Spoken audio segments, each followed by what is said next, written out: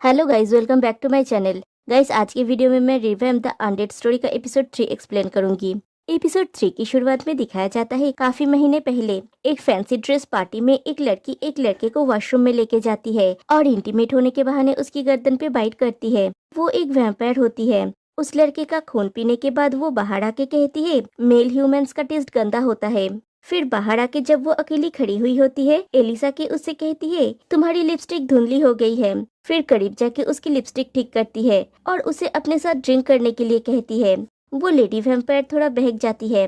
फिर दोनों साथ में थोड़ी देर डांस करते हैं और एलिस उसे लेके एक सुनसान जगह पे जाती है। पहले तो दोनों एक दूसरे को किस करते हैं, लेकिन फिर जब वो लेडी वैम्पायर एलिस की खून पीने वाली होती है, एलिस उस पे हमला कर देती है। दोनों के बीच थोड़ी हाथापाई होती है और एलिस उसको फोरहेड के एकदम मिडिल में शूट करती है, लेकिन उससे उसका कुछ भी नहीं होता। दोनों में फिर से लड़ाई होती है। वो लेडी वैम्पायर कहती है तुम्हारा ग्रुप मेरे परिवार का शिकार कर रहा है और उन्हें मार रहा है। एलिस कहती है तो क्या हुआ। वो वैम्पायर कहती है मैं तुम्हें दिखाऊंगा कि असली शिकारी कैसा होता है। और वो एलिस को काबू में कर ही लेती है, लेकिन तभी उस पर कोई गोलियों की बौछार कर देता है और वो वैम्पायर वहाँ से भाग जाती है। एक दूसरा पर्सन आके उस पर्सन से कहता है तुम लगातार गोली क्यों चला रहे हो, हमारे पास लिमिटेड बुलेट्स है, हर एक को बनाने में मुझे काफी समय लगा है। दूसरा पर्सन कहता है तुमने मुझे थप्पड़ क्यों मारा, वो तुम्हारी वजह से भाग गई। और दोनों में झगड़ा शुरू हो जाता है।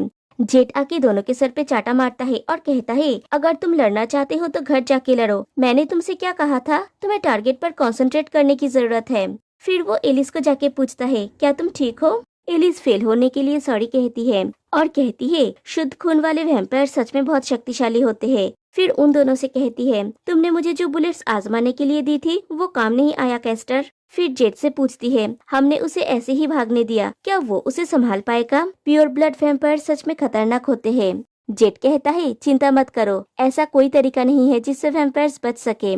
और कोई आके उस लेडी वैम्पायर को मार देता है। क्या वो पुन है, आई डोंट नो। और उसके गले से लॉकेट ले लेता है। अब बचा है सिर्फ रामिल। कहानी प्रेजेंट में आती है।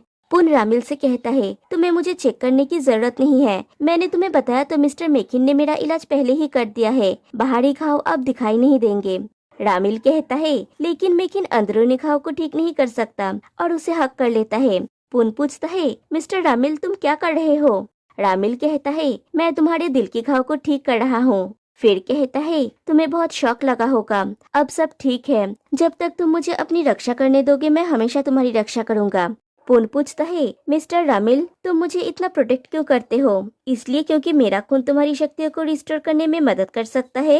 रामिल कहता है नहीं पुन, तुम मुझसे ज्यादा मायने रखते हो मेरे लिए तुम। और उसे किस करने के लिए आगे बढ़ता है और तभी डोर पे नॉक होता है। मेथस का टाइमिंग बहुत कमाल का है। मेथस पूछता है क्या मैं अंदर आ सकता हूँ। रामिल ना कहता है और फिर से किस करने जाता है। पुन उसे रोकता है और मेथस को अंदर आने के लिए कहता है। अंदर आके मेथस भी सिचुएशन समझ जाता है और पूछता है क्या मैं गलत समय पे आ गया। रामिल हाँ और पुन ना कहता है। फिर रामिल पूछता है क्या हुआ है। मेथस कहता है शियर को होश आ गया है। फिर सब साथ में बैठे होते हैं सिवाय पुन के। और शियर कहता है बेझिझक आप मुझे डांट सकते हैं या कोई भी सजा दे सकते हैं, लेकिन मुझे ऐसा साइलेंट ट्रीटमेंट मत दीजिए, ये अनकंफर्टेबल है। मेकिन कहता है वो तुम हो जिसे माफी मांगनी चाहिए, क्या तुम्हें एहसास भी है कि तुमने क्या किया है। रामिल पूछता है वे लोग कैसे हैं। मेथस कहता है जिन लोगों को आपने बचाया है उन्हें मामूली चोट आई है मास्टर, और जिसको मिस्टर पुन ने बचाया है वो बुरी तरह से जख्मी है, लेकिन अब वो खतरे से बाहर है और उनकी निगरानी की जा रही है। एक बार आप सारी शक्तियाँ वापस पा लेंगे तो हम इस स्थिति से निपटने का रास्ता ढूंढ लेंगे। रामिल उन दोनों को थैंक यू कहता है और शियर को भी उसका बात सुन के उनको ना मारने के लिए थैंक यू कहता है। शियर कहता है लेकिन मैं अभी भी अपनी बात पे कायम हूँ कि मैं आपके नियमों से सहमत नहीं हूँ। इंसानों के पास हमें मारने के लिए कोई नियम नहीं है, उनकी जान बख्शने के बारे में भी कोई नियम नहीं होनी चाहिए। रामिल कहता है सब इंसान बुरे नहीं होते शियर। शियर कहता है आप बोल रहे हैं कि पुन औरों की तरह नहीं है ना। किस तरह का अच्छा इंसान एक वैम्पायर के साथ रहने के लिए राजी होगा। आप इंसानों पर बहुत ज्यादा भरोसा करते हैं। मेथस कहता है तुम अपनी सीमा पार कर रहे हो शियर। रामिल कहता है मैं तुम्हारी चिंता का कारण ध्यान में रखूंगा। शियर थोड़ा एम्बेरेस हो जाता है और पूछता है किसने कहा कि मैं आपके लिए चिंतित हूँ, मुझे बस आपके पुन के लिए अच्छी फीलिंग्स नहीं है। मेथस कहता है ठीक है, मास्टर की शक्तियाँ पुनः प्राप्त करने के बारे में बात करते हैं। शियर, मेकिन, तुम दोनों रिचुअल करने के लिए कब रेडी होगे? दूसरी तरफ पुन वॉशरूम में होता है और उसकी नाक से खून निकलता है। पुन वो साफ करता है और देखता है उसके पीछे रामिल खड़ा है। रामिल उसे रूफटॉप गार्डन में लेके जाता है और पेड़ से एक रोज तोड़ के पुन को देता है।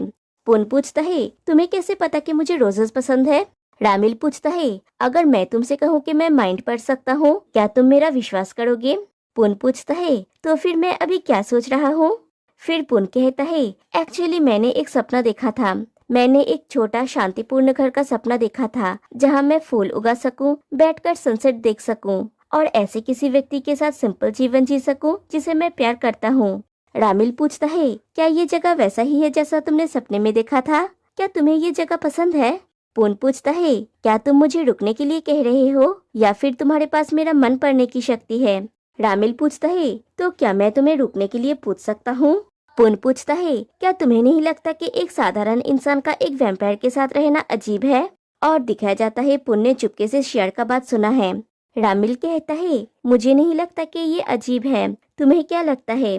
फिर अपना फोन निकाल के पुन को देता है और पूछता है, क्या मैं कभी कभी तुमसे संपर्क कर सकता हूँ? मैं नहीं चाहता कि तुम मेरी जिंदगी से चली जाओ। अगर तुम यहाँ ना भी रहो तो क्या मैं कम से कम तुम्हारी आवाज सुन सकता हूँ और तुम्हें टेक्स्ट कर सकता हूँ? फिर पुन पूछता है, क्या तुम्हें पता है इसे कैसे यूज करते हैं? रामिल कहता है, तुम मुझे सिखाओ। पुन कहता है, पहले मैं अपना नंबर सेव कर देता हूँ और उसे सिखाता है। फिर दिखाया जाता है कैस्टर का भाई पॉल किसी के ऊपर कैस्टर के बनाए हुए बुलेट्स का एक्सपेरिमेंट करता है। दोनों में फिर से गोलियों को लेकर झमेला शुरू हो जाता है। कैस्टर जेट और एलिस से कहता है, पहले प्रकार की गोलियां पवित्र ओट से बनाई जाती है। ये सोने की गोलियां हैं जो फायर करने पर प्रकाश की शक्ति छोड़ती है। ये दुश्मनों की गतिविधियों को सीमित करता है। इसकी वजह से वे टेम्पोररीली पैरालाइज्ड हो जाते हैं, जिससे हमारे लिए उन्हें पकड़ना आसान हो जाता है। फिर दिखाया जाता है पॉल उसको मार गिराता है और कैस्टर कहता है सेकेंड टाइप का बुलेट सिल्वर ओर से बनाई जाती है। एक ही शॉट काफी है, गोलियां बर्बाद करने की जरूरत नहीं है। मुझे और थोड़ा टाइम चाहिए गोलियां बनाने का काम पूरा करने के लिए। मुझे लगता है कि मैं उन सभी को बाहर निकाल सकता हूँ, चिंता मत करो। एलिस जेट से पूछती है, तुम्हें क्या लगता है जेट? जेट कुछ ना कह के वहाँ से चला जाता है। एलिस भी उसके पीछे जाती है। बाहर आके वो जेट को रोकती है और पूछती है, कहाँ जा रहे हो? जेट कहता है, मैं और वेट नहीं कर सकता, मैं खुद उसे मारूंगा। अगर हम उस जैसे लीडर को मार सके तो हम ये सब खत्म कर सकते हैं। एलिस एलिस पूछती है, क्या तुम्हें पता है कि रामिल दूसरे वैम्पायर्स जैसे नहीं है जिन्हें हमने पहले मारा है?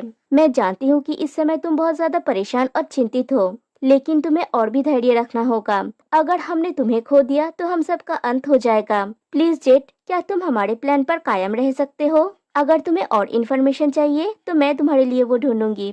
दूसरी तरफ पोकपोंग पुन के घर के सामने खड़ा होकर पुन को कॉल करता है, लेकिन नंबर अनरीचेबल आता है। वो पुन को मैसेज करता है कि तुम मुझे अवॉइड क्यों कर रहे हो, और फिर वो वहाँ से चला जाता है।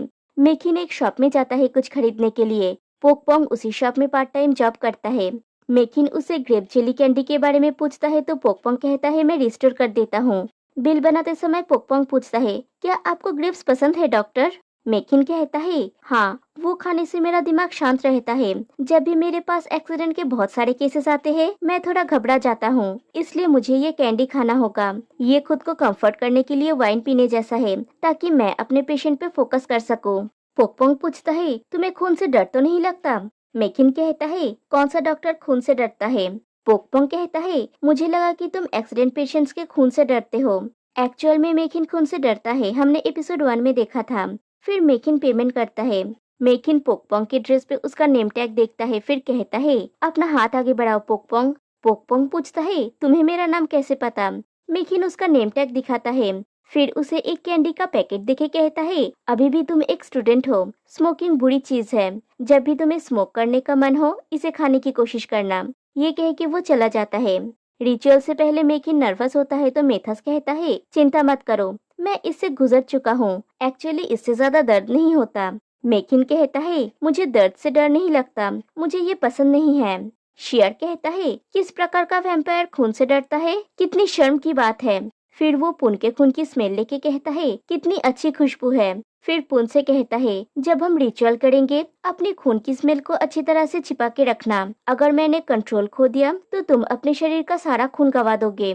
ये कह के वो अंदर चला जाता है। रामिल पुन से कहता है, चिंता मत करो, हमारे पास मेथस है। जो पिछली बार हुआ था वो फिर से नहीं होगा। मेथस कहता है, डरना मत मिस्टर पुन, इस रिचुअल के बाद मैं उन दोनों को निपट लूंगा। पुन पूछता है, इसके बाद मुझे क्या करना होगा? रामिल पूछता है, क्या तुम रुककर मेरी देखभाल कर सकते हो? पुन हाँ कहता है। मेथस कहता है, रिचुअल का टाइम हो गया है, और रामिल मेथस के साथ अंदर चला जाता है। पुन अपने कमरे में रामिल की मैसेजेस देखता है और उसे रूफटॉप की बात याद आता है। फ्लैशबैक में दिखाया जाता है, पुन रामिल से पूछता है, सच बताओ, तुम्हें कैसे पता चला कि मुझे रोजेस पसंद है? रामिल पूछता है, क्या तुम्हें सच में विश्वास नहीं हुआ कि मैं माइंड पढ़ सकता हूँ? तुम्हारी खुशबू इस गुलाब जैसी है। पुन खुद को सूंघता है और कहता है, मुझे कोई स्मेल नहीं आ रही है।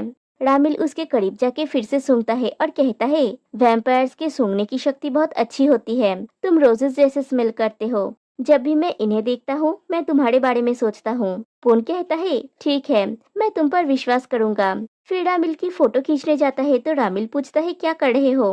पुन कहता है, तुम बोल रहे हो रोजेस तुम्हें मेरी याद दिलाता है, इसलिए मैं तुम्हारी कुछ तस्वीरें लेना चाहता हूँ, जिन्हें मैं तब देखूंगा जब तुम्हारे बारे में सोचूंगा। लेकिन फोन में रामिल की फोटोज नहीं आती। रामिल कहता है, तुम मुझे कैप्चर नहीं कर पाओगे, लेकिन मैं तुम्हारी फोटोज ले सकता हूँ। और पुन की फोटोज खींचने लगता है। पुन पूछता है, तुम्हें पता है इसे कैसे करते हैं? रामिल कहता है, मैं बस वही करूंगा जैसा तुम करते हो। और पुन उसे सिखाता है फोटोज कैसे लेना है। रामिल उसकी बहुत सारी फोटोज क्लिक करता है। पुन कहता है, तुम कितनी फोटोज लोगे, बस करो। कहानी प्रेजेंट में आती है। तभी मेथस आके डोर पे नॉक करता है। पुन डोर ओपन करता है तो मेथस कहता है, मैं मास्टर रामिल के लिए आया हूँ। वो थक गए हैं और अपने कमरे में आराम कर रहे हैं। क्या आप जाके उनका ख्याल रख सकते हैं? मुझे बाकी दोनों का टेक केयर करना होगा। पुन कहता है, ठीक है, और वो रामिल के कमरे में जाता है। रामिल सो रहा है। वो रामिल की लॉकेट को देखने जाता है और रामिल उसे पकड़ लेता है। पुन कहता है, मुझे जाने दो, तुमने तो कहा था कि ये रिचुअल तुम्हें थका देगा। लेकिन रामिल उसे नहीं छोड़ता और पुन आखिर में हार मान लेता है। पुन फिर से वही सपना देखता है और नींद में ही किस करने के लिए आगे बढ़ता है। और रामिल उसकी हरकतें देखता है। और तभी पुन जाग जाता है और रामिल को छोड़ने के लिए कहता है। रामिल पूछता है, तुम तो मुझे मॉर्निंग किस देने वाले थे ना? और किस करने जाता है। पुन कहता है, तुम क्या बोल रहे हो, हमारे बीच कुछ नहीं है। रामिल कहता है, तो फिर क्या तुम कुछ बनने की कोशिश करना चाहते हो? और फिर से किस करने की कोशिश करता है। पुन कहता है, नहीं, मुझे जाने दो। रामिल कहता है, मैं तुम्हें जाने दूंगा अगर तुम मुझे अपना चिक पिंच करने दोगे। पहले तो पुन ना बोल देता है, लेकिन बाद में कोई रास्ता ना देख के मान जाता है। लेकिन सिर्फ 5 सेकंड के लिए वो अपना चिक पिंच करने देगा। रामिल उसका चिक पिंच करता है और उसे जाने देता है। बाहर आके पुन अपना फोन चेक करता है तो पोकपोंग का मैसेजेस देखता है। वो मैसेजेस का रिप्लाई टाइप कर रहा होता है। तभी पीछे से शियर आके पूछता है, तुम किसे टेक्स्ट कर रहे हो? पुन कहता है, सॉरी मिस्टर शियर, लेकिन ये पर्सनल है। शियर कहता है, तुम रहस्य से भरे हुए हो, बस मुझे तुम्हें रंगे हाथों पकड़ने मत देना, मेरी सेंसेस शार्प और नाक भी तेज है। और पुन अपना फोन लेके वहाँ से चला जाता है। फिर सबके सामने शियर पुन से पूछता है, तुम हमारे मास्टर का सामना करने से क्यों डरते हो? क्या तुमने कुछ गलत किया है? रामिल शियर से पूछता है, तुम किस बारे में बात कर रहे हो? शियर कहता है, मैंने इसे किसी को मैसेज भेजते हुए देखा। पुन कहता है, मैं अपने छोटे भाई को मैसेज कर रहा था। वो चिंतित है क्योंकि मैं लापता हूँ और मैंने उससे कांटेक्ट भी नहीं किया है। शियर कहता है, तुम झूठ बोल रहे हो, मेरा दिल कह रहा है कि तुम शिकारियों को मैसेज भेज रहे थे। बेहतर होगा कि तुम ये स्वीकार कर लो कि तुम उनमें से एक हो। मैं वादा करता हूँ कि मैं तुम्हें क्रूरता से नहीं मारूंगा। पुन अपना फोन खोल के शियर को सारे मैसेजेस दिखाता है। वो अपने भाई को ये मैसेज कर रहा था कि वो काम के सिलसिले में दूसरे शहर में आया है और उसे चिंता ना करने के लिए कह रहा था। रामिल शियर से कहता है, तुम्हें बिना सबूत के किसी के ऊपर उंगली नहीं उठाना चाहिए। शियर कहता है, ठीक है, मैं सबूत ढूंढ के ले आऊंगा। ये बोल के वो वहाँ से चला जाता है। फिर मेकिन और मेथस भी चले जाते हैं। उनके जाने के बाद रामिल पूछता है, क्या मैं तुमसे कुछ पूछ सकता हूँ? पुन कहता है, मुझे कुछ साबित करने की जरूरत नहीं है। रामिल कहता है, अगर तुम मुझे मारना चाहते हो तो तुम्हें मेरे हृदय के एकदम केंद्र में चांदी की ओर से छेद करना होगा। लेकिन मेरा स्किन अभी कवच जितना मजबूत है, इसलिए सबसे अच्छा हथियार चांदी की चाकू होगा। पुन पूछता है, तुम मुझे ये सब क्यों बता रहे हो? रामिल कहता है, क्योंकि मैं चाहता हूँ कि तुम ये जानो कि मुझे तुम पे विश्वास है। मेरा जीवन अब तुम्हारे हाथ में है। फिर दिखाया जाता है मेथस जेट की गैलरी की एग्जीबिशन में जाता है। वो एक पेंटिंग के सामने खड़ा होता है एलिसा के उससे कहती है इस पेंटिंग का नाम है मूनस्ट्रक। मैं ओनर को जानती हूँ, अगर आप इंटरेस्टेड है तो मैं आपको मिलवा सकती हूँ। मेथस कहता है आपने मुझे मिलने के लिए कहा, क्या आप कोई चीज डिस्कस करना चाहते हैं? एलिस कहती है हमारी गैलरी एक नए एग्जीबिशन की तैयारी कर रहा है, इसलिए मिस्टर जेट चाहते हैं कि मैं आपसे मिलूं और पता लगाऊं अगर आपके पास कोई कलेक्शन हो जो हमारे थीम को मैच कर सके। मेथस पूछता है उस हादसे के बाद भी आप लोगों का दिल नहीं भरा? एलिस कहती है आप बहुत मजा किया है मिस्टर मेथस। बाय द वे, क्या रिस्टोर का काम पूरा हो गया है? मैं टीम से संपर्क नहीं कर पाई। मेथस कहता है मैंने आपसे कहा था कि मैं खुद इसे हैंडल करूंगा। इसका मतलब ये है अब आप लोगों को मेरी किसी भी चीज के बारे में जानने की कोई जरूरत नहीं है। क्या कुछ और बात है? अगर नहीं तो एक्सक्यूज मी। और वो जाने लगता है। तभी एलिस पूछती है क्या मैं आपसे उन लोगों के बारे में बात कर सकती हूँ जिन्हें मैंने 2 दिन पहले आपके पास भेजी थी? क्या आप मुझे बताएंगे वे कैसे है? फिर दिखाया जाता है एलिस अपने कार में कहीं पे जाती है। मेथस उसका पीछा करता है और शियर भी। दूसरी तरफ पुन आके रामिल के डोर पे नॉक करता है और रामिल डोर ओपन करता है। पुन ने रामिल की उस पेंटिंग का काम पूरा कर दिया है और रामिल से कहता है पेंटिंग को चेक कर लेने के लिए। रामिल पूछता है क्या तुम सच में इस जगह को छोड़ के जाने वाले हो? पुन कहता है तुम्हारी शक्ति पुनर्स्थापित अनुष्ठान में मेरे हिस्से का काम पूरा हो गया है और मेरा पेंटिंग रिस्टोर का काम भी पूरा हो गया है। मुझे और यहाँ रहने की जरूरत नहीं है। रामिल पूछता है अगर मैं तुमसे कहूँ मेरे लिए एक नया पेंटिंग बनाने के लिए, क्या इससे मुझे तुम्हारे साथ रहने के लिए और ज्यादा समय मिलेगा? पुन कहता है लेकिन मेरे पास कोई कैनवास नहीं है। रामिल कहता है तुम अपना नोटबुक यूज कर सकते हो। फिर दिखाया जाता है कैस्टर के पास रामिल की एक स्केच होती है। कैस्टर उसके साथ फोटो खींचता है और अपने कलेक्शन में ऐड करता है। तभी वहाँ पे एलिस आती है और उससे पूछती है जेट कहाँ है? कैस्टर कहता है वो शायद अपने ऑफिस में होगा, मुझे नहीं पता, मैंने उसे पूरा दिन नहीं देखा। एलिस जेट के ऑफिस में जाती है लेकिन जेट वहाँ पे नहीं होता। वो जेट को कॉल करके पूछती है कहाँ हो तुम? जेट पूछता है कुछ अर्जेंट है क्या? एलिस कहती है जिन लोगों को भी हमने मिशन में भेजा था वो सारे जिंदा हैं, उन्होंने हमारे फैमिली को नहीं मारा। तभी एलिस को बाहर से कुछ आवाज सुनाई देती है। शियर उस जगह पर अटैक करता है। एलिस कहती है वे यही है और बाहर चली जाती है। जेट भी जाने लगता है और वो एक लड़के को देखता है जो अगले ही पल नहीं होता और जेट चला जाता है। एलिस बाहर आके देखती है सब तहस नहस है और वहाँ पे कुछ फोटोज नहीं है। दूसरी तरफ पुन रामिल की स्केच बना रहा है। रामिल पूछता है क्या शियर के कहने की वजह से तुम जा रहे हो? इंसानों से नफरत करने के पीछे उसके अपने कारण हैं। मैंने तुम्हें पहले ही कहा था शियर, मेकिन और मेथस पहले इंसान थे। मेथस एक प्रिंस और एक आर्मी लीडर था। इंसान के रूप में उसके आखिरी दिनों में उसे एक सोल्जर ने धोखा दिया जिस पर उसे भरोसा था, इसलिए मैंने उसे अनंत जीवन दिया। तब से मेथस ने मेरी सेवा करने और मेरे नियमों को सख्ती से पालन करने का शपथ लिया। और बेचारा शियर, वो तो बस एक गुलाम था जिसे मारने के लिए फुसलाया गया था। उन इंसानों का मानना है कि मासूम बच्चों के खून से नहाने से उनकी जवानी सुरक्षित रहती है। मेथस ही वो व्यक्ति था जिसने उसे पाया था। मैंने शियर से कहा कि वो ठीक हो जाएगा और उसे एक नया जीवन दिया। तब से उसने मुझसे प्यार किया और मेरे नेतृत्व को फॉलो किया। पुन पूछता है और मिस्टर मेकिन? रामिल कहता है मेकिन एक लड़ाकू चिकित्सक था। एक सैनिक को बचाते समय उसे गोली मार दी गई। उसका घाव संक्रमित हो गया जिससे उसे असहनीय दर्द होने लगा, लेकिन उसने अपने परिवार को अलविदा कहने के लिए घर जाने की कोशिश की, इसलिए हमने उसकी मदद की। लेकिन उस समय मेकिन को अपनी प्रवृत्ति पर नियंत्रण करना नहीं आता था। अपने फैमिली को अलविदा कहने के बजाय उसने उन सभी के जीवन को समाप्त कर दिया। वे सभी सहानुभूति के पात्र हैं, लेकिन तुम्हें पता है सबसे दया का पात्र कौन है? और एकदम से उसके पीछे आके कहता है वो मैं हूँ। मैं सबसे पिटीफुल वैम्पायर बन जाऊंगा अगर अंत में तुमने मुझे छोड़ने का फैसला किया तो। यद्यपि तुम्हारे यहाँ रहने का कोई कारण नहीं है, लेकिन क्या तुम प्लीज मेरे साथ यहाँ रह सकते हो? पुन पूछता है क्यों मिस्टर रामिल, तुम क्यों चाहते हो कि मैं यहाँ पे तुम्हारे साथ रहूं? रामिल पूछता है अगर मैं तुम्हें बताऊं कि मैं कैसा महसूस करता हूँ तो क्या तुम मुझ पर विश्वास करोगे? पुन कहता है एक बार कोशिश करते हैं, फिर मैं तय करूंगा कि क्या करना है। रामिल पुन को किस करता है। रामिल की आंख में आंसू आ जाते हैं और पुन कहता है ठीक है मिस्टर रामिल, मैं तुम्हारे साथ रहूंगा। और दूसरी तरफ शियर मेकिन और मेथस को सबूत लाके दिखाता है कि उसका संदेह सही था, लेकिन उस थर्ड पर्सन का चेहरा नहीं दिखता। क्या वो पुन है? दूसरी तरफ जेट पुन को मैसेज करता है तुम्हारा टारगेट के साथ डील करने का समय हो गया है पुन। फिर वो चर्च में जाता है और एक पर्सन से मिलता है जिसका इलाज चल रहा है। वो उनसे कहता है, चिंता मत कीजिए पिताजी, जब तक आप जागेंगे मैं उन सभी वैम्पायर्स का सफाया कर चुका हूँगा, खासकर वो घटिया जोनोएल वंश, मैं प्रॉमिस करता हूँ। और यहीं पे एपिसोड 3 एंड हो जाती है।